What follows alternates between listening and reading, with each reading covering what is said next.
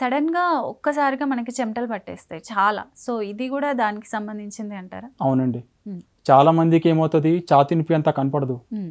Especially diabetics, BP ఉన్న వాళ్ళకి, లేదంటే పెద్ద వయసు ఉన్న వాళ్ళకి చాలా మందికి ఛాతీ నొప్పి అంతగా రాదు. అంటే మామూలుగా గుండె జబ్బు ఉన్న వాళ్ళకి నడుస్తున్నప్పుడు ఛాతీ నొప్పి రావాలి. మెటల్ ఎక్కుతున్నప్పుడు ఛాతీ నొప్పి రావాలి. లేదంటే అడ్రస్ రావాలి, వాళ్ళకి అసలు రాదు. సడన్గా సడన్గా ఫుల్ చెమటలు వచ్చేస్తాయి వాళ్ళకి. సో అది బేసికలీ గుండె స్ట్రోక్ ఎప్పుడైతే వస్తుందో అప్పుడు వాళ్ళకి అన్నమాట. లేదంటే యాంజైనా వస్తుంది. అంటే యాంజైనా వార్నింగ్ సిగ్నల్.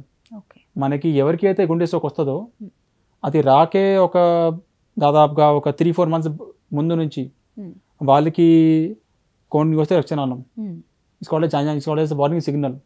సో అటువంటి ఇప్పుడు బాగా చెమటలు పోస్తాయి అనమాట. సో చెమటలు పోవడం సడన్గా రావడం అనేది కొంచెం సీరియస్గా తీసుకోవాలి మనం.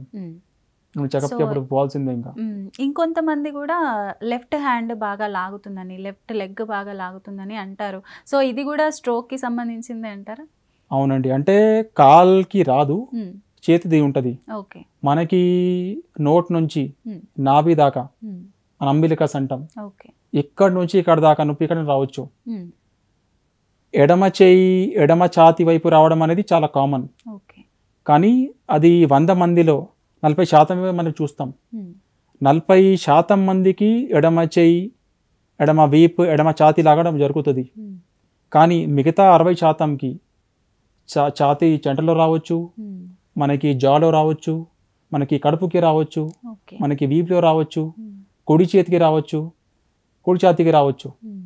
ఈవెన్ కొంతమందికి షోల్డర్ నొప్పి, నెక్ పెయిన్ కూడా వస్తుంది చాలా మందికి. అంటే ఒట్టి ఎడమ చేయి, షోల్డర్, ఛాతీ అనేది కాదు, అది 30-40% మాత్రమే చూస్తాం క్లాసికల్ సిమ్టమ్స్. ఇప్పుడు ఈ మధ్యలో వేరే చోటుకి రావడం నొప్పి, right hand, right chest, back of the right, కడుపుకి రావడం ఇప్పుడు చాలా కామన్ అన్నమాట చూసేది మనం.